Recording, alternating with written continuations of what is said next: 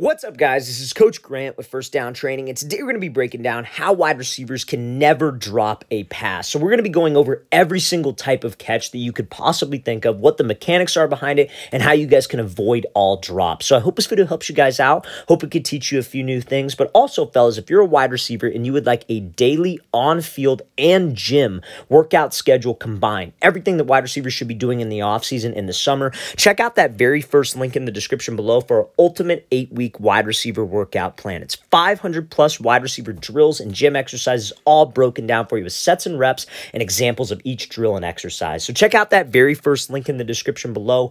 If you're interested, fellas, let's get started with this video. So the first pass that we are going to be going over is going to be a low pass and a diving catch. This is kind of like a 2-for-1 here. This is Garrett Wilson making this great catch at minicamp. So when that ball is low, there are a couple things that you want to think about. So I'm sure everybody basic day one advice has heard the advice of, oh, catch the football in a diamond. Like quarterback throws the ball right at your chest. You keep your thumb and your index finger connected. You form a diamond with your hands and you catch the ball away from you. That's day one. That's basic stuff. That's not what we're going to be covering in this video. So when that pass is low, something that I'll tell my wide receivers that helps them is I tell them to keep their pinkies connected, right? So when you're catching in a diamond, your thumb and your index is connected. I tell my wide receivers to flip those hands and try to connect those pinkies. Almost have your pinkies touch with your hands, because that will help you flip those hands and, most importantly, stay in the webbing of your hands. So what do I mean by webbing? This is like the quote-unquote soft hands that everybody says. Everybody says that, but I don't think everybody knows what that means. Everybody loves to say, oh, well, he's got soft hands. You want to have soft hands. What the hell does that even actually mean?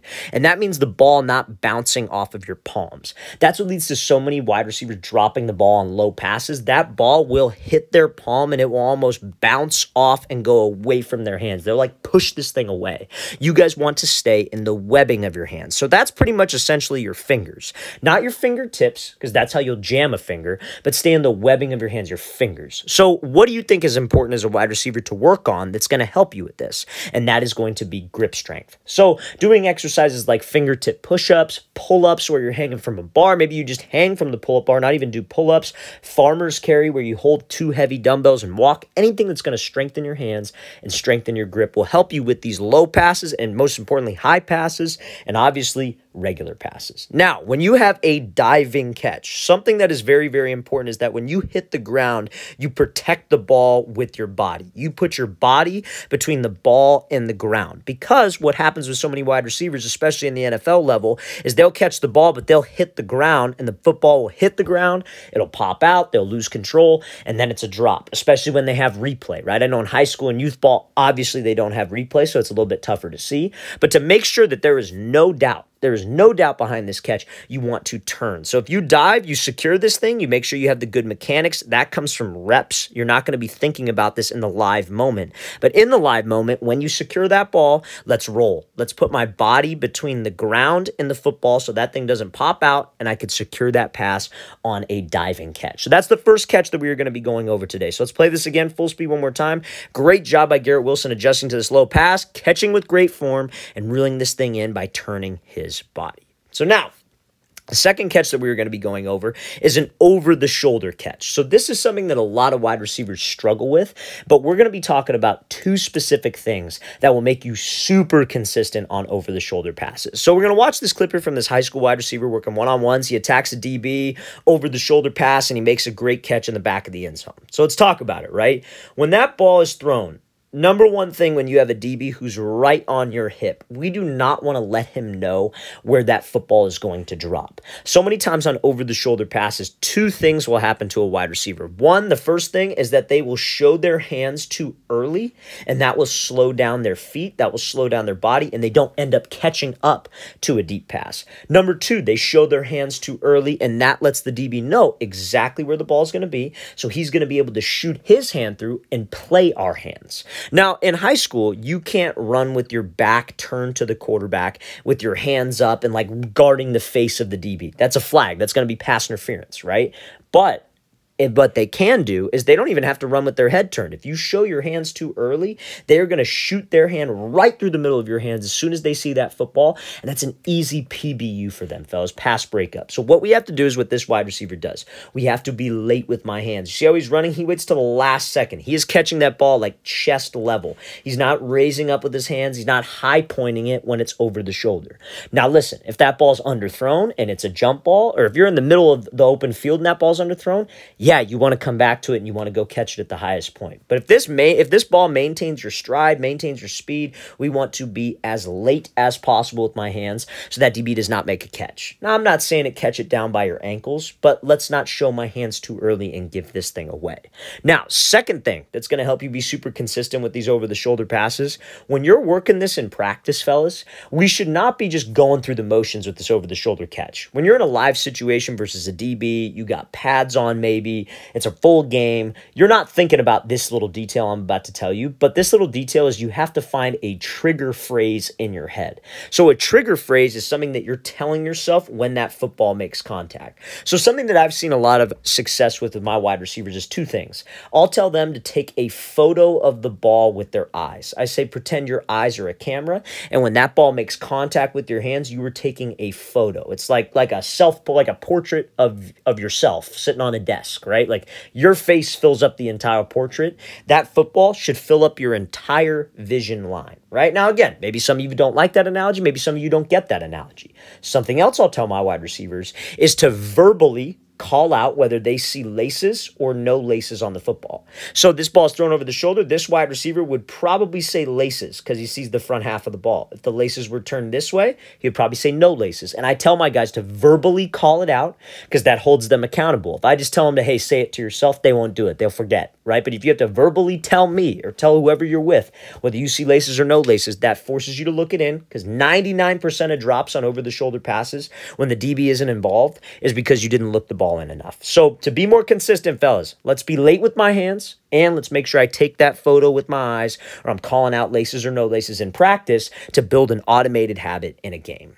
So now, next catch we're going to be talking about is a catch in traffic. So what are you going to do when a DB's right on your hip? Like, let's say you're running like this. In this case, this wide receiver is running an out route. So he has outside leverage off man. This wide receiver attacks this DB's inside shoulder and inside hip to get him to flip his hips, and then he slips underneath. But this DB is able to recover, and he's right on this receiver's hip.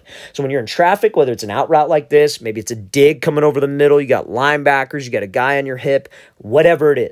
To catch in traffic, there's two things that you want to think about. So you see how this wide receiver attacks, breaks out. Now let's watch the catch. He's very late with his hands, and you see how quickly he puts this ball away. Those are the two things. So just like a pass over the middle, you don't want to show your hands early. Because, guys, when a DB is playing man-to-man coverage and you're running over the middle, this case is a little unique because it's an out route. But if you're running over the middle and that DB is not running with his head to the quarterback, he's still playing us. In traffic, you do not want to reach your hands out and go to the ball and almost extend your arms. Now, that's something that's unpopular, I feel, with a lot of beginner wide receiver coaches. They're always telling their guys, hey, you want to go meet the ball in the middle, go attack the ball. And that's something that I used to teach a long, long time ago. But guys, when they do that over the middle and they reach their arms out, DBs know exactly where to rip through. We want to try to be as late as possible. You want to be relaxed with your arms too because you have more range of motion. If you're relaxed with your arms and you go up like this wide receiver does, it's later, it's a more comfortable catch, and it's easier to do the next thing that helps you in catching in traffic, and that's putting the ball away. You see how I can't stand it? You see so many wide receivers, especially in one-on-ones, because right now, this time of year, so everybody's going to camps and all the one-on-ones clips are, getting scattered all over social media.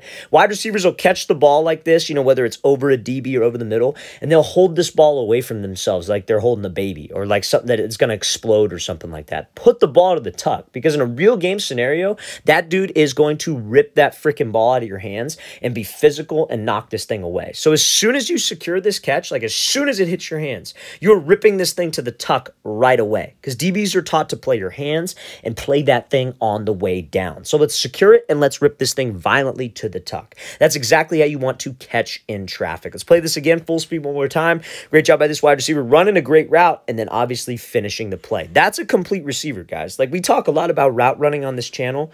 You got to finish the play at the end of the day. If you run a great route and you drop the ball, nobody cares about your route. You have to finish. Okay, so now next example we're going to talk about here is a bullet pass. So a lot of wide receivers struggle with this, right? Whether they're running a quick slant, whether they're running over the middle, and maybe you got a quarterback who throws the ball with a lot of heat. Maybe it's not the best spiral at times. How do you catch that type of pass over the middle? And a lot of people, whenever I talk about bullet passes, they're always like, oh, just catch the ball. Like they don't work with receivers. They don't train. They don't do any of that. So they have no frame of reference. They have no idea what they're talking about. Because receivers will struggle with this pass over the middle, especially because they do this one specific thing. So let's play this full speed. There's Travis Hunter running a dig route. He stacks over the top. Ball's thrown with some heat over the middle, but he's able to secure this catch. So let's talk about it. When that ball is thrown with some heat, so many wide receivers do not catch the ball in front of their face like this. And I know that sounds like pretty simple advice, right? Catch the ball in front of your face. Like, yeah, no, obviously you want to catch the ball in front of your face. But so many wide receivers will catch the back half of the football when it's thrown with some velocity. They let the football cross their face. And trust me, guys, this happens, especially when guys have a quarterback who puts some heat on the ball.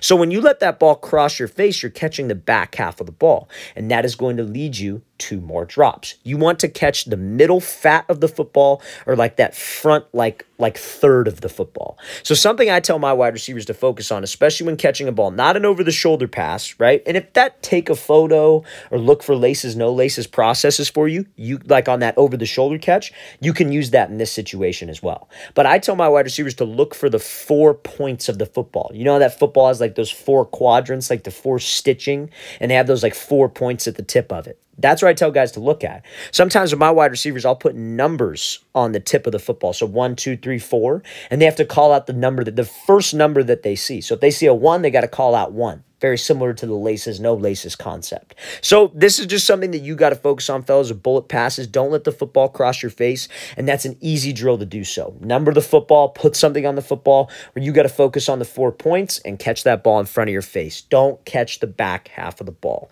So let's play this again, full speed one more time. Great job by Hunter getting separation and then finishing, obviously, with that catch over the middle. So now, this next catch that we're going to be talking about is a one-handed catch. Now, some of you might be thinking, why would I ever want to catch the ball one-handed? Why would I ever practice that? Why would I ever work on that? I've never had a one-handed catch in my life. Why is this even important? There are going to be times, fellas, I 100% guarantee where a DB is going to be holding you, where you're not, if the ball's going to be thrown badly and you can only get one hand, maybe it's thrown behind, maybe it's thrown too high, like in this clip, and you got to, and again, if you drop it, nobody's going to say a word because they're like, oh, well, he didn't get 2 hands on it, right? But if you make the catch, all of a sudden that turns some heads. That's a play that they don't expect you to make. That's what we call a highlight. Because think about this. Let's say you got a play on film. What do you think holds more weight to a college coach? Let's say you're just faster than a DB and the DB's a scrub. You just run by him and you catch a fade ball with like 10 yards of separation and you score untouched, right? Yeah, it shows you're fast, for sure. Let's say you got a DB who's talented, you're running 50 yards downfield, and this DB's grabbing your arm, he's holding you, and you make a great one-handed catch over the shoulder. That's something a coach doesn't expect you to do, and that's the definition of a highlight. Not a wide-open pass, not you just catching it and the defense falls down. That's a highlight. So I'm not saying that you should try to catch the ball one-handed. You should only do it when you have to, but it's never going to hurt you to work on it. So let's look at this situation here. This wide receiver is running a post route. He slips underneath this DB, and this ball is thrown high and kind of behind him, right? I don't know if he had to go up with one hand right here, but like let's say again, maybe this ball was thrown a little bit too high. Maybe he had to catch it one-handed.